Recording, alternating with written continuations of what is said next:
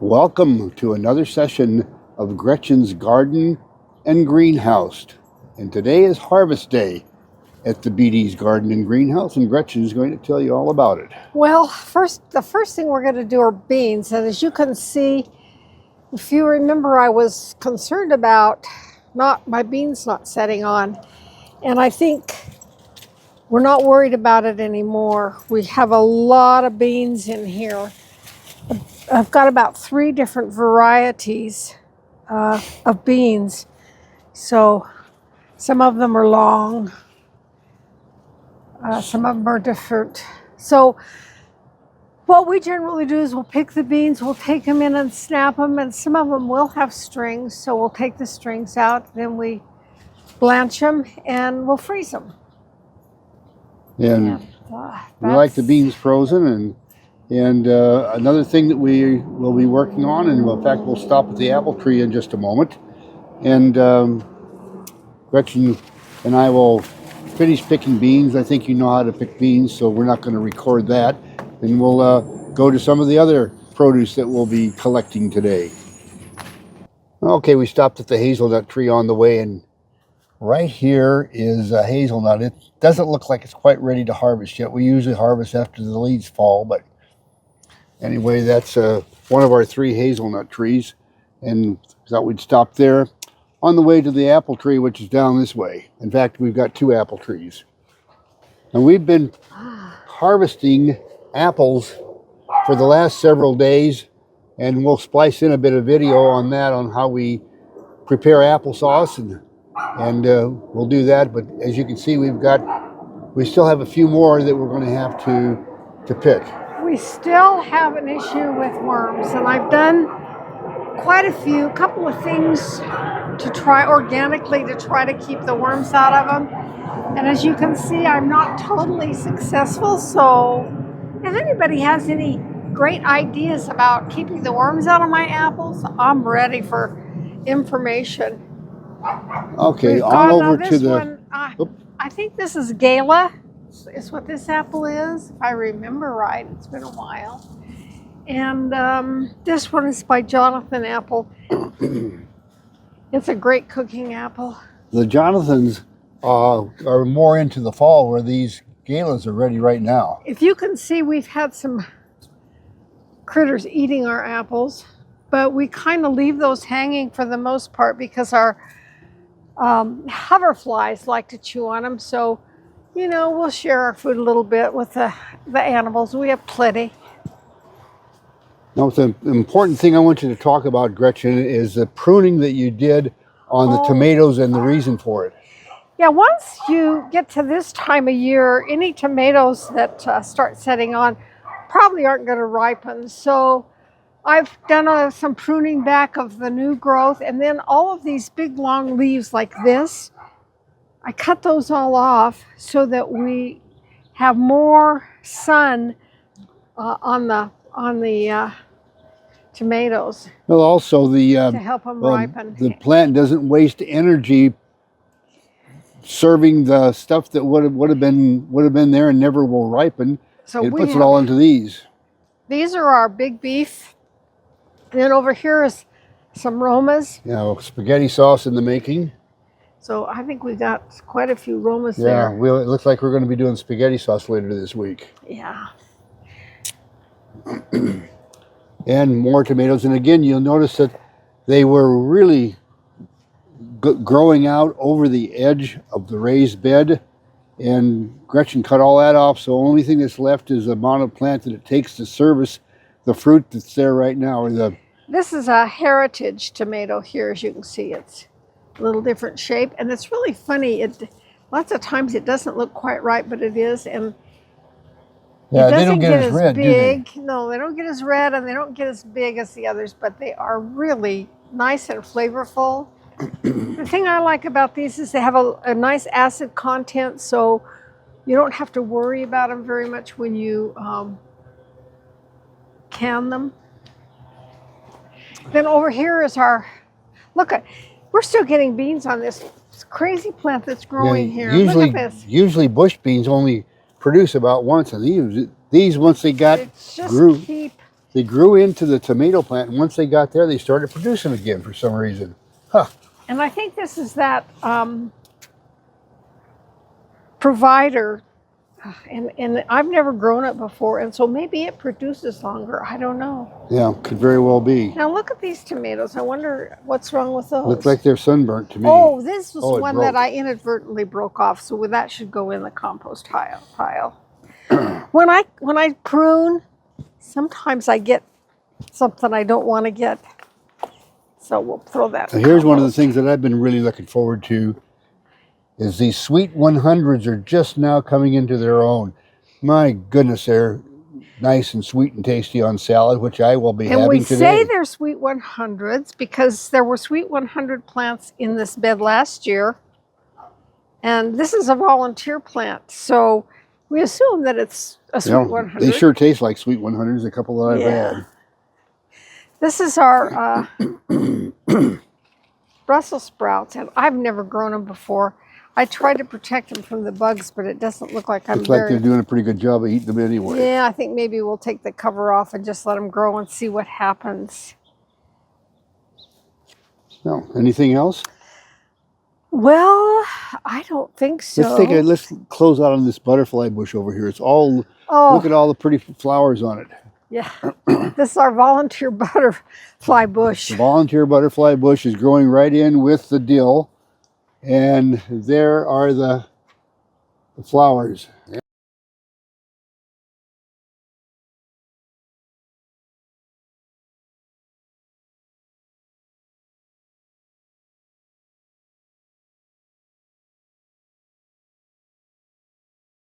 In this segment, we're going to show you how we process apples for applesauce. We've got a couple of apple trees, and we're going to be using a very, very old apple peeler corer. And I'm surprised at the number of young people who have not seen or know anything about this. So let me get this set up and we'll show you just how it peels, slices, and cores apples all at the same time. What I do is I peel, slice, and core, and then Gretchen makes sure everything clean and put them into the pan to cook into applesauce. And that's going to be applesauce. And then what we do is after it gets cooked down pretty good, we take an immersion blender and buzz it up a bit. But what I'm doing right here is I'm installing the apple along the core with those prongs so that it's on axis. See how it turns? Well, now I'm going to move the apple up to this blade right here is a blade. And this part is the corer. And I'll just move it up here and we'll start peeling the apple. Now it's starting to peel. Now it's going through the core and it cuts the core out now as it continues to peel and slices the apple as well. Goes all the way through. We're finishing the core. Comes through. Now let me pull the apple off. It leaves the core behind. What we end up with is a sliced apple that, with the core gone, core's right here, and then Gretchen cuts it into chunks and we have sliced apples. And I get rid of this trash to go to the compost pile. And we'll run a couple more of these just so you can kind of get an idea. There's a little release lever right here and right here, whichever way you want to do it. I always just pull on this. It allows me to pull this back to the starting position. And you see we've got 3 prongs right here that go in and are installed on the core. Kind of important that you get those installed even so that you don't leave a bunch of the core behind in the slices. And now I just move it up to the blade. It starts to peel. Now it's starting to core.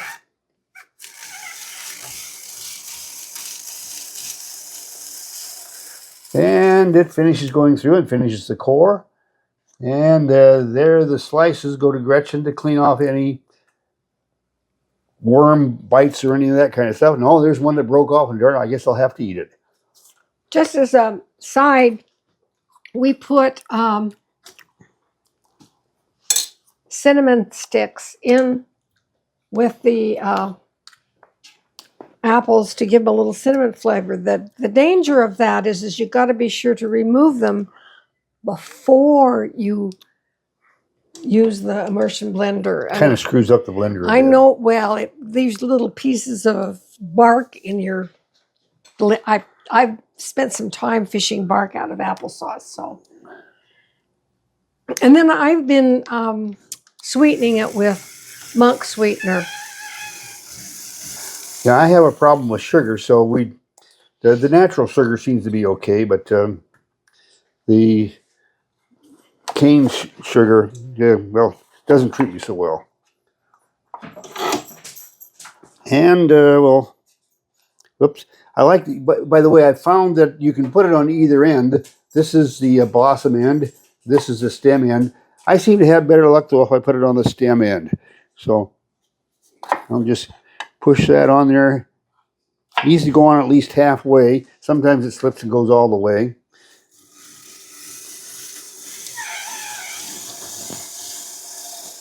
And there's another one, cored and peeled, and Gretchen will do. I had a little bit of a bite on this one, so I just stuck my knife in and took out a little chunk of it, and the rest of it's good. And we don't need to chop it up very much because it'll cook down, and once the immersion blender gets a hold of it after it's cooked, it'll chop it up pretty good.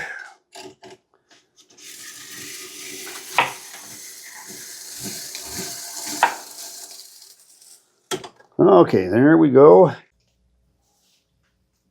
This is our most recent batch of applesauce that's been cooking, and it's ready to be.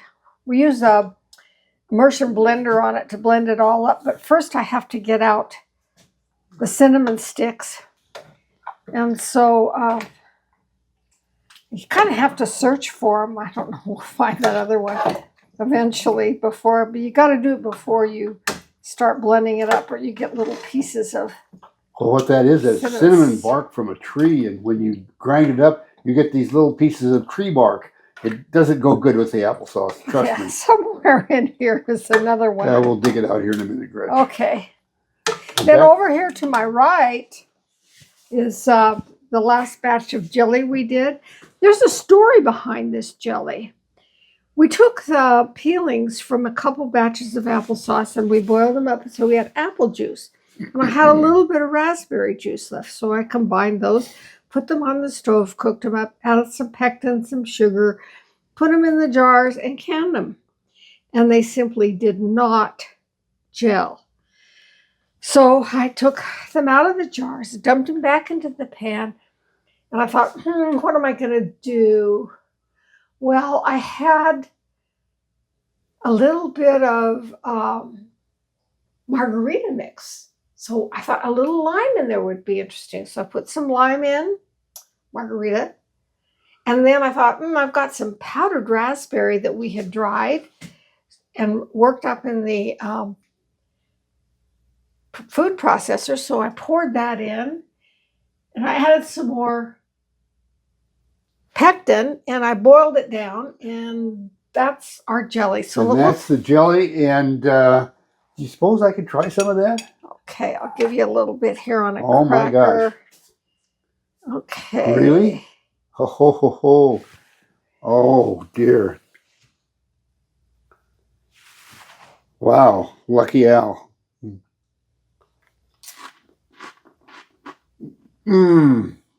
Is it really that good? Really good. All right. Back to work. We have work to do today. We have beans, we have apples, we have applesauce. Well, that's it for this episode. Hey, say goodbye to everybody, Gretchen. Bye-bye. See you now.